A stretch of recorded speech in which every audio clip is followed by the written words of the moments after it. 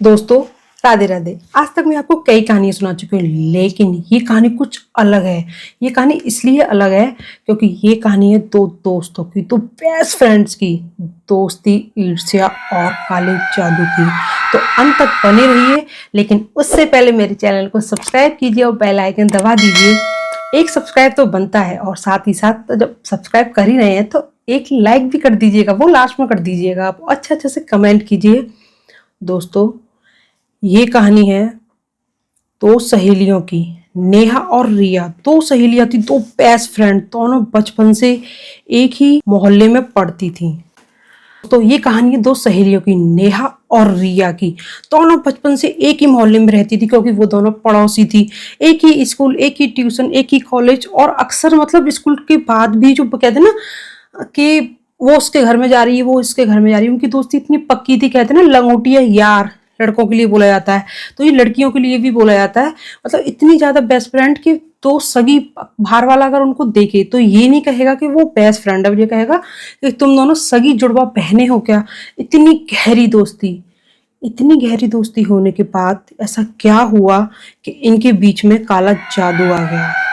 हर जगह दोनों साथ जाती थी। लोग कहते थे कि उनकी दोस्ती इतनी गहरी है कि कोई भी उन्हें अलग नहीं कर सकता।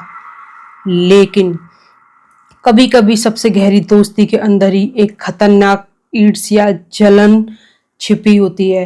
क्योंकि जब दो फ्रेंड्स या उससे ज्यादा फ्रेंड्स होते हैं तो एक फ्रेंड ज्यादा फेमस होता है, पढ़ाई में होशियार, सुंदर भी होता है। कभी कभी ये चीजें सामने वाली दोस्त को थोड़ी अच्छी नहीं लगती, और यही कहीं ना कहीं काला जादू या ईर्ष्या का कारण बनती हैं। दोनों दोस्तों, नेहा और रिया, दोनों का स्कूल खत्म होता है, 12th पास करते हैं, बहुत अच्छे नंबर से करते हैं। लेकिन नेहा के परसेंटेज कुछ ज्यादा आते हैं। अक्सर दो दोस्तों में होता है कि एक के परसेंटेज दूसरे से ज्यादा आते हैं, क्योंकि एक से परसेंटेज तो सगे भाई बहनों की नहीं आते, तो दूसरे इंसान के कैसे आ सकते हैं। क्योंकि भगवान ने हमारी शक्ल अलग बनाई है, दिमाग अलग बनाया है, सोच अलग बनाई है। मतलब चाहे हम सोचते हैं उन्हीं चीजों के बारे में, लेकिन एक ही चीज के बारे में सब अलग अलग तरीके से सोचते हैं। तो लोगों का पॉइंट ऑफ व्यू अलग होता है। तो इन दोनों फ्रेंड्स का भी अलग अलग था। तो ये जो नेहा थी वो हर चीज में होशियार थी, और बहुत सुंदर थी, पढ़ाई में भी बहुत इंटेलिजेंट थी, और बहुत मतलब हर चीज में एक्टिव थी। कॉलेज में नेहा बहुत लोकप्रिय थी, वह पढ़ाई में भी बहुत अच्छी थी, और टीचर्स भी उसे बहुत ज्यादा पसंद करते थे क्योंकि उसका नेचर बहुत ज्यादा अच्छा था। दूसरी तरफ रिया हमेशा पीछे रह जाती थी, और जब भी कॉलेज में कोई प्रतियोगिता होती तो जीत हमेशा नेहा की होती, क्योंकि वो हर चीज में इंटेलिजेंट थी। लोग अक्सर कहते हैं नेहा तो बहुत टैलेंटेड है, और उसके सामने हमेशा उसके दोस्त कहते रहते थे कि नेहा तुम कितनी ज्यादा टैलेंटेड हो, रिया तुम भी हो, लेकिन नेहा हर चीज में तुमसे आगे रहती है। अक्सर हमारी दोस्ती बहुत ज्यादा फेमस होती है तो सामने वाले लोग होते हैं ना कहीं वो भड़काने का काम करते हैं, और कहीं ना कहीं वो स्कूल के बच्चे और बाकी लोग भी उसे भड़काने का काम कर रहे हैं कि नेहा बहुत अच्छी है, लेकिन हाँ तुम भी अच्छी हो, तो उस इंसान को बुरा लग जाता है। और यही बात कि नेहा कॉलेज में भी आके बहुत ज्यादा फेमस थी, रिया से बहुत ज्यादा फेमस थी। रिया के दिल में धीरे धीरे ये जगह जहर बनती जा रही थी। रिया को कहीं ना कहीं ये सारी चीजें चुभती जा रही थी, क्योंकि बचपन से उसके साथ यही हो रहा था। जबकि नेहा की उसमें कोई गलती नहीं थी, गलती रिया की भी नहीं थी। जब दो भाई बहन भी होते हैं, चार भाई बहन होते हैं, चारों अलग होते हैं, चारों की क्वालिटीज अलग होती है, चारों का नेचर अलग होता है, बोलने का तरीका। और माँ बाप सबको प्यार करते हैं, लेकिन कुछ बच्चे सोचते हैं कि मुझे ज्यादा करते हैं कि उसको ज्यादा करते हैं। ये अक्सर घरों में भी होता है। एक दिन रिया अपने घर की छत पर पुराने सामान देख रही थी, तभी उसे एक पुराना लकड़ी का बॉक्स मिला। लकड़ी का बॉक्स मतलब ऐसा संदूक कहते हैं ना, उस टाइप का। पहले जमाने में होते थे लोहे के संदूक, और उससे भी पहले होते थे लकड़ी के संदूक, यानी लकड़ी का बॉक्स मिला उसे। सोचो लकड़ी का मिला है तो वो कितना पुराना होगा।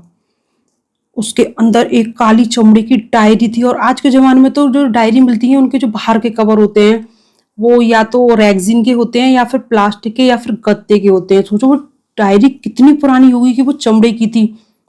डायरी बहुत पुरानी लग रही थी, और उसके पन्नों पर अजीब अजीब चिन्ह बने थे। पहले तो रिया ने इसे मजाक समझा, लेकिन जैसे जैसे वो इस डायरी को पढ़ती गई उसे समझ आ गया कि यह डायरी कोई ऐसी वैसी डायरी नहीं है। ये डायरी है काले जादू की किताब है।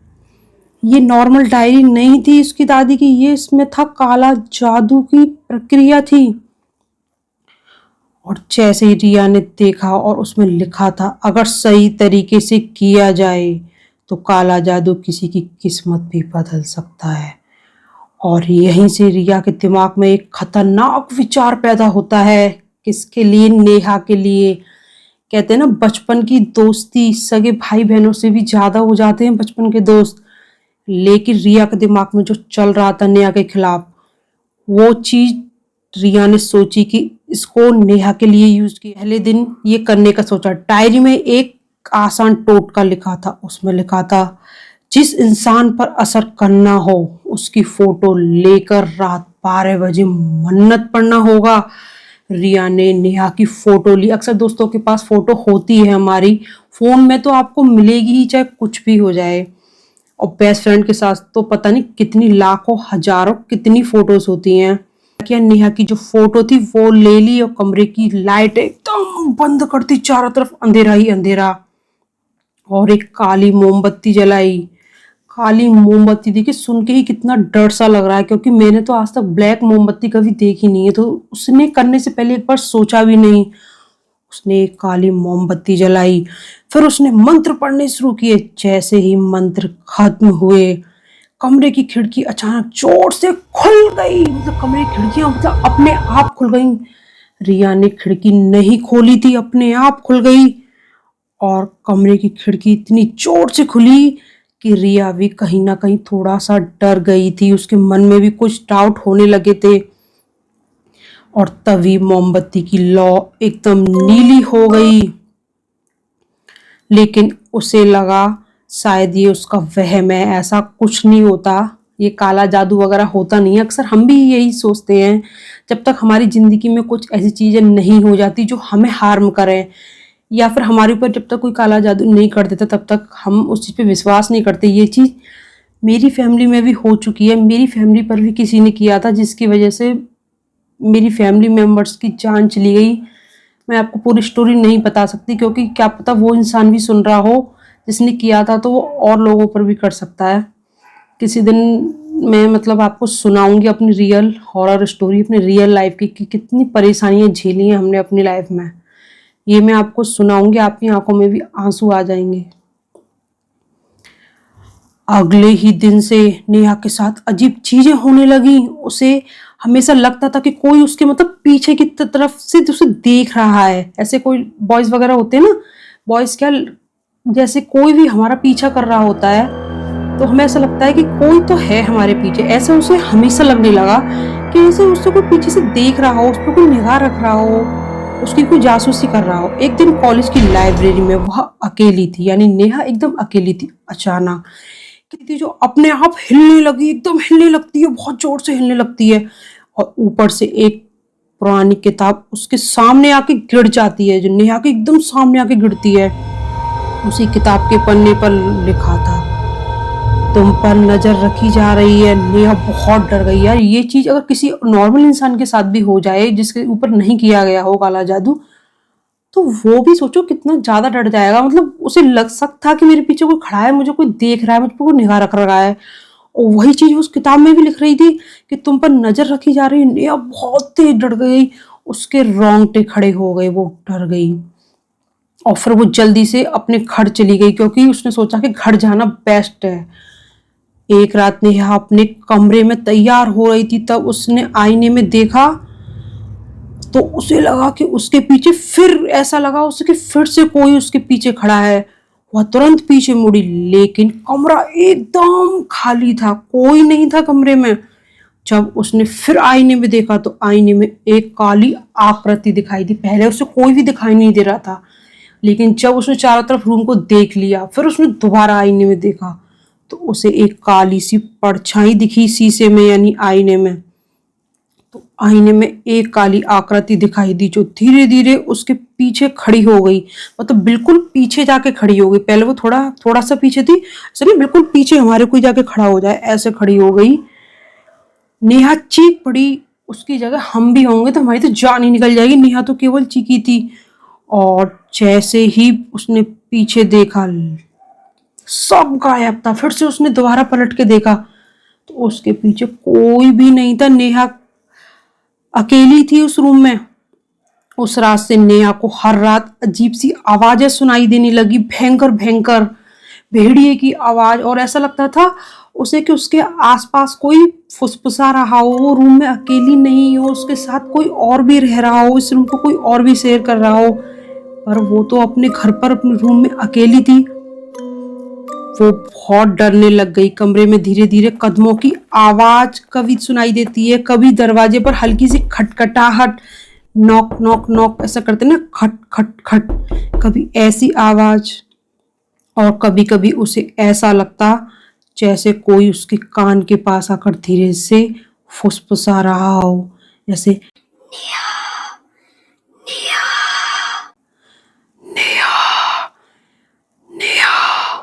तो वो बहुत ज्यादा डर जाती थी इन चीजों से। लेकिन जब वो लाइट जलाती, कमरा पूरी तरह खाली, कोई नहीं होता उसके आसपास, ना रूम पे ना बेड पे ना उसके कान के पास, कोई भी नहीं होता। तो उसे लगता शायद ये वहम भी हो सकता है, लेकिन कहीं ना कहीं उसके मन में ये चीजें घर कर गई थी कि कुछ तो मेरे साथ अलग हो रहा है जो पहले कभी नहीं हुआ। एक दिन नेहा रिया के घर जाती है, क्योंकि रिया कई दिन से कॉलेज नहीं आ रही थी, रिया घर पर नहीं थी। रिया तब भी उसे घर पर नहीं मिली। तभी नेहा की नजर उस काली डायरी पर पड़ती है। काली डायरी पर नजर कैसे पड़ी? जब वो उसके रूम में गई, उसकी मम्मी ने कहा कि तुम उसके रूम में जाकर बैठ जाओ, मैं उसे कॉल करती हूँ, वो आ जाएगी। तभी नेहा की नजर उस काली चमड़े की डायरी पर पड़ती है। जब उसने डायरी पढ़ी तो उसका दिल जोर जोर से धड़कने लगा। वो बहुत डर गई, क्योंकि उस डायरी में उसकी फोटो लगी हुई थी और उसके नीचे लिखा था, अगले 7 दिनों में इसकी किस्मत खत्म हो जाएगी। अब नेहा को समझ में आ गया था कि रिया ही उसी पर काला जादू कर रही थी। वो समझ चुकी थी ये सब जो मेरे साथ हो रहा है, मुझे परछाई दिखती है आईने में, आवाज फुसफुसाती है कि नेहा नेहा, और ऐसा लगता है कि वो रूम में अकेली नहीं है, उसके साथ कोई और भी है। ये सारी चीजें उसका वहम नहीं थी, ये सारी चीजों का उसको भ्रम नहीं हुआ था, ये सारी चीजें सच थी। और इसका कारण थी रिया, क्योंकि रिया ने उस पर काला जादू किया था। अब वो भी ये सोच में पड़ गई कि मैंने तो कभी रिया के साथ गलत नहीं किया, मैं तो उससे इतना प्यार करती हूँ और वो मेरी बेस्ट फ्रेंड है, मैं उसे अपनी बेस्ट फ्रेंड मानती हूँ, वो भी मुझे अपनी बेस्ट फ्रेंड मानती है और हम बचपन के दोस्त हैं। तो रिया ऐसा कैसे कर सकती है मेरे साथ? नेहा इसी सोच में पड़ गई और वो कहीं ना कहीं डर भी गई थी। उस रात नेहा ने फैसला किया कि वह रिया से बात करेगी। और इस बारे में बात करना, आपको लगता है कि रिया इस चीज को मानेगी कि उसने नेहा के ऊपर किया है काला जादू? जब वह रिया के कमरे में पहुंची तो उसने देखा, तब तक रिया आ चुकी थी। मतलब वो रूम में गई थी, पहले उसकी डायरी देखी, फिर वो ड्राइंग रूम में आके बैठ गई, क्योंकि रिया वहां पर नहीं थी। वो उसने डिसाइड किया नेहा ने, आज चाहे रात हो जाए लेकिन मैं रिया से बात करके ही जाऊंगी। और नेहा बिल्कुल पक्की थी अपनी बात पे कि आज चाहे कुछ भी हो, मुझे उससे फुल एंड फाइनल बात करनी है। तो उसने देखा कमरों के बीचों बीच एक अजीब सा चक्कर बना है। फिर वो दोबारा जब वो रूम में जाती है तो क्या होता है, जबकि पहले वो रूम में गई थी तब वो रूम में नहीं थी। जब नेहा पहले रूम में गई थी तो रिया उसके रूम में नहीं थी। फिर वो कहाँ से आ गई अचानक? घर में एक पीछे वाला गेट था, उसकी मम्मी ने उसे कॉल किया तो उसने डिसाइड किया कि मैं आगे वाले गेट से ना आके मैं पीछे वाले गेट से आऊंगी। तो पीछे वाले गेट से वो आती है और वहीं नेहा उसके रूम में एंटर करती है। तो नेहा ने देखा कि उसकी फोटो बिल्कुल एक गोल चक्र सा बना हुआ है, एक पेंटिंग सी उसमें बीच में रखी हुई है और चारों तरफ काली मोमबत्तियां जल रही थी। रिया मंत्र पढ़ रही थी। जैसे ही रिया ने आखिरी मंत्र पढ़ा, अचानक कमरे की सभी मोमबत्तियां एक साथ बुझ गई। मतलब मानो कमरे में एकदम गुप्त अंधेरा, कहते हैं ना कि बिल्कुल अंधेरा हो गया, चारों तरफ खामोशी छा गई, चारों तरफ सिर्फ अंधेरा ही अंधेरा बोले जा रहा था। और कमरे का तापमान अचानक गिरने लग गया, तब जबकि ये वक्त कोई सर्दी का नहीं था, गर्मी का टाइम था। अचानक रूम बहुत ज्यादा ठंडा हो गया और कमरे के कोने में एक काली आकृति खड़ी थी। किसकी थी ये आकृति आखिर? ये आपको पता लगेगा, आप स्टोरी में अंत तक बने रहिए। वह धीरे धीरे रिया की तरफ बढ़ने लगी। रिया घबरा गई क्योंकि डायरी में लिखा था अगर काला जादू गलत तरीके से किया जाए तो वह उसी इंसान पर लौट आता है जिसने मतलब किया हो। ये जो काले जादू वगैरह होते हैं, ये बुरी शक्तियां, ये नेगेटिव चीजें होती हैं, अगर ये उल्टी पड़ जाए, मतलब आप किसी का बुरा करना चाह रहे हो। रिया करना चाह रही थी नेहा का बुरा, मतलब उससे बहुत जलने लग गई थी। उसकी पॉपुलैरिटी, उसकी अच्छाई, उसकी सुंदरता से वो जलने लग गई थी। तो रिया चाह रही थी कि नेहा का बुरा हो, लेकिन जैसे ही नेहा ने एंटर किया रूम में, वो काली शक्तियां नेहा के पास न आकर वो रिया के पास लौट गई, क्योंकि उसका जो काला जादू था वो खंडित हो चुका था, वो पूरा नहीं कर पाई थी। जो 7वें दिन का जादू था, कहा था ना 7 दिन में सारी चीजें हट जाएंगी नेहा के, मतलब नेहा की जो पॉपुलैरिटी है वो सब खत्म हो जाएगी, कहीं ना कहीं नेहा की जान भी चली जाती है इसमें। तो वो सारी चीजें रिया के ऊपर उल्टी पड़ गई। 7वें दिन का जादू उसका वहीं की वहीं रह गया, और वो जो काली परछाई जो नेहा को डेली दिख रही थी वो रिया के पीछे पड़ गई, क्योंकि उसका जादू उस पर उल्टा पड़ गया था। नेहा थी वो उससे बहुत प्यार करती थी ने रिया को, रिया भी बहुत करती थी। पता नहीं क्या हुआ, कॉलेज में आके उसे इतनी जलन होने लग गई नेहा से। उस रात के बाद रिया अचानक गायब हो गई, कोई नहीं जानता वह कहाँ गई। आज तक उसका कोई भी अता पता नहीं है कि वो इस दुनिया में है, जिंदा है, मर गई, या फिर किस शहर में गई, किस गांव में गई, किसी के पास उसकी कोई खबर नहीं है। जहां तक कि उसके माता पिता के पास भी उसको कोई खबर नहीं है। कोई नहीं जानता वो कहाँ है। लेकिन नेहा कहती है कभी कभी रात में उसे अपने कमरे के बाहर धीरे धीरे किसी के कदमों की आवाज सुनाई देती है, टक टक टक, और फिर एक धीमी आवाज, नेहा मुझे माफ कर दो, नेहा, नेहा मुझे माफ कर दो। ये आवाज, नेहा का मानना है कि ये आवाज किसी और की नहीं, उसकी बेस्ट फ्रेंड, उसकी बचपन की दोस्त, बेस्ट बडी रिया की है। और इस वो जब वो कहती है ना कि मुझे माफ कर दो, तो नेहा की आंखों में कहीं ना कहीं आंसू आ जाते हैं, क्योंकि वो जानती है कि दोस्ती क्या होती है। अक्सर ऐसा होता है कि जब वो मतलब रिश्ते तो हमें भगवान बना के देता है, लेकिन दोस्ती वो होती है जिसको हम चुनते हैं अपने लिए, और सामने वाला अपने लिए हमको चुनता है। तो कहते हैं ना, सब रिश्तों से ऊपर कभी कभी बेस्ट फ्रेंड इतने अच्छे होते हैं कि मरते दम तक आपका साथ निभाते हैं, कोई साथ निभाए या ना निभाए।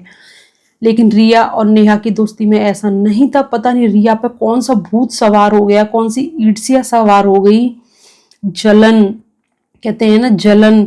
और एक इंसान जब 2 लोगों में ज्यादा फेमस हो जाता है, तो जो फेमस होता है उसको तो अच्छा लगता है, लेकिन जो फेमस नहीं होता उसको कहीं ना कहीं जलन, ईर्ष्या, बदले की भावना कि मैं ऐसी क्यों नहीं हूं इसकी तरह, ये चीज हो जाती है।